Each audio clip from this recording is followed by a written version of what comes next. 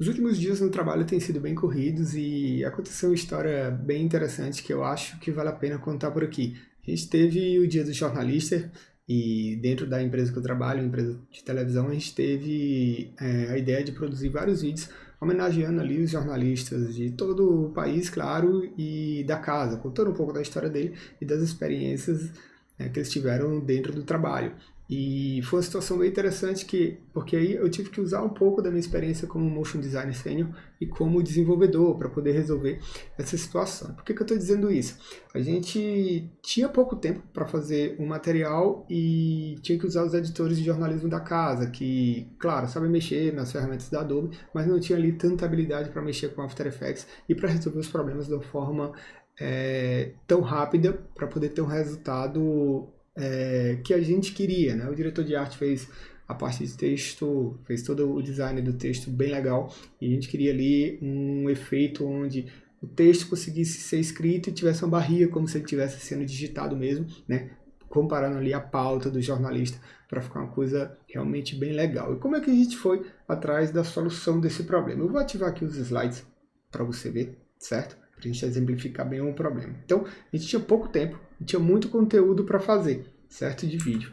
E toda essa demanda acabou que ia ser passada para o editor, porque eu, como motion designer da casa, estava com muito trabalho para fazer, porque o outro motion designer que trabalha no meu setor estava de férias, então acabou que eu estava sozinho fazendo todo o conteúdo, e a gente teve que adaptar, certo? Essa parte da animação para poder gerar um conteúdo realmente que desse um bom resultado, mas que a gente não perdesse tanto tempo, certo?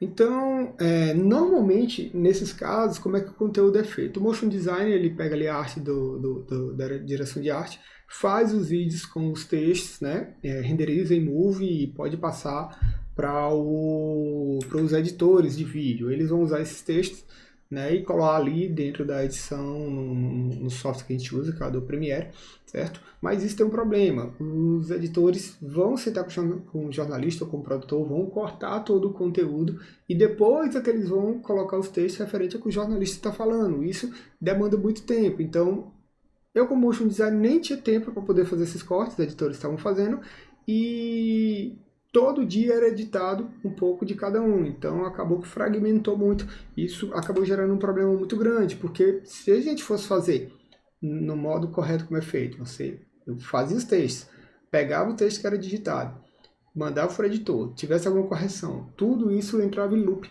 né, e acabava que não sendo muito produtivo. Então qual foi a solução que eu tive, né? Então eu criei um projeto no After Effects, peguei toda a arte do DA, do texto, né? Fiz um script, fiz uma expressão para animação desse texto com JavaScript, certo? Para poder ser usado no Premiere. Olha só, aqui no meu After Effects eu tenho uma animação do texto como ela foi feita, certo? Esse substantivo de dois gêneros aqui também estava animado, mas eu vou focar aqui no jornalista. Então eu vou isolar ele aqui. Aqui em Effects Controls eu criei aqui um layer de nulo, certo? Nulo, e coloquei os sliders do speed, certo? Do blinking speed e do start at.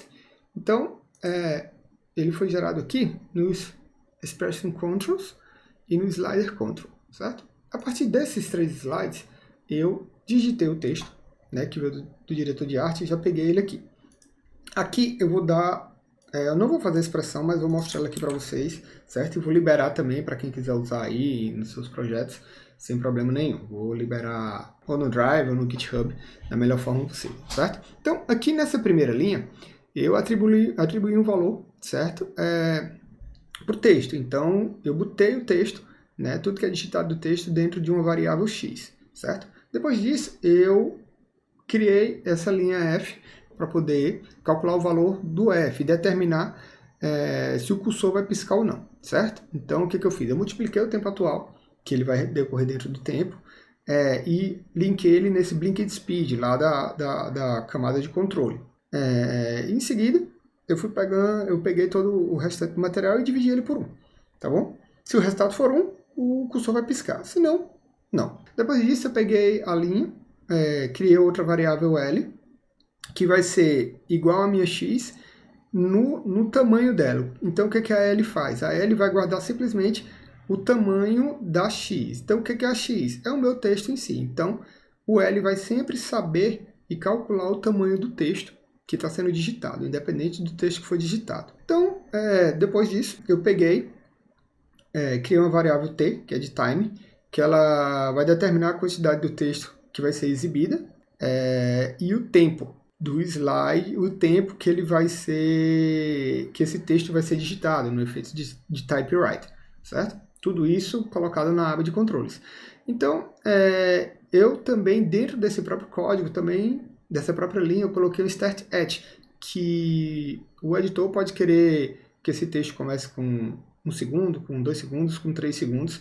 Então, nessa mesma linha, eu coloquei a velocidade que o texto vai aparecer, o tempo no frame que ele vai aparecer, tudo isso controlando o espaço e tempo. Então, ele diz, olha, eu quero que comece na hora tal com a velocidade tal, certo? Depois disso, eu tenho as linhas que determinam quando o cursor, né, vai ou não aparecer ou vai sumir. Então, eu criei uma variável do cursor aqui limpa, sem nada, e eu coloquei, se o f for igual a 1, que é o valor que eu atribuí aqui, ó, o t vai ficar igual a 0. Então, o cursor vai aparecer, e o t maior que 0, certo? O cursor vai aparecer.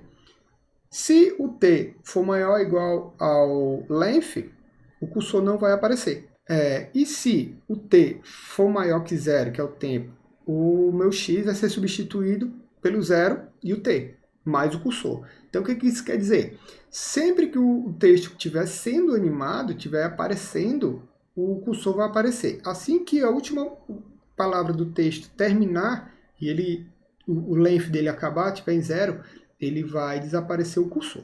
Com tudo isso, ele vai criar esse tipo de efeito. Ele cria um cursorzinho, independente do tamanho do texto, ele vai aparecer o cursor e vai subir. Beleza, bem interessante.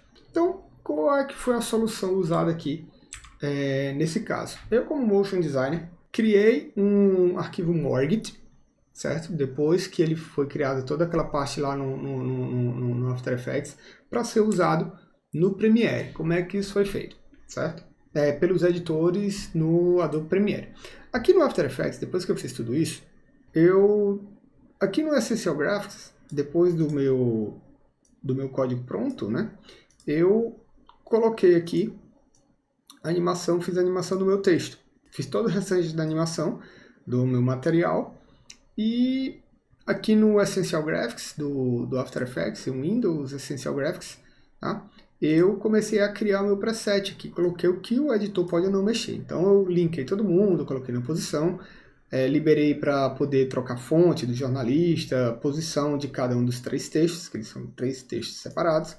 E também aqui a posição de cada texto de forma individual. E também ativei aqui uma sombra, se você for ver, uma sombrazinha que tem aqui que ela pode ficar mais ou menos aparecendo de acordo com o que vai dar leitura ou não no nosso material. No Premiere, no Essential Graphics do Premiere, o editor pode ir lá e importar o material, né? Aqui eu já tinha importado ele aqui, nesse maisinho aqui. Eu tenho toda a minha animação de texto, onde eu posso aqui, ó, o editor tem toda a liberdade do mundo para poder trocar os textos aqui, ó, e também mexer na sombra. Tá vendo que ela está ficando mais forte ou mais fraca? Ele pode posicionar aqui e aqui. Depois que ele faz qualquer um desses textos, para ele duplicar, ele só seguraria o Alt aqui e duplicaria. Ele continuaria criando vários outros textos, como você pode ver aqui nesse vídeo que já está editado, né? Ó, ele vai aparecendo vários textozinhos em várias camadas. Então isso aumenta muito a produtividade. Os benefícios foi drag and drop, né? O editor simplesmente vai pegar e arrastar e vai poder alterar tudo sem ter medo de tirar nada do lugar, que ele vai estar limitado. O aumento de tempo na produtividade disso foi gigante, então é um negócio que poderia demorar ali alguns dias, uns 10, 12 dias, e dependendo do ritmo de edição, e a quantidade de texto que ia ser criado ia gerar muito volume de refação, né? E o volume de arquivos também. E a animação ficou bem bonita, a gente conseguiu fazer a animação sem nenhuma limitação e os editores conseguiram usar sem nenhum problema. Então essa é uma das funções que o Motion Designer faz, que é tanto criar scripts, criar ali presets, criar coisas personalizadas para a empresa. Então eu como Motion Designer sempre procuro nas empresas que eu trabalho como freelancer ou de forma fixa, eu procuro sempre criar ferramentas personalizadas para que eles possam usar dentro do After Effects, dentro da Adobe Premiere e muitas outras ferramentas. Seria como se a gente estivesse ali turbinando esses programas de forma personalizada, se adaptando às necessidades da empresa, né, e à demanda de todo o nosso time, seja para o pessoal do DA, o pessoal de mídia social, né, os editores de vídeo, até editores de vídeo, até mesmo os próprios motion designers, certo? Então espero que você tenha gostado desse conteúdo e a gente se vê no próximo com muito mais coisas legais dessa área de motion e de desenvolvimento que é tão legal. Um abraço e até a próxima.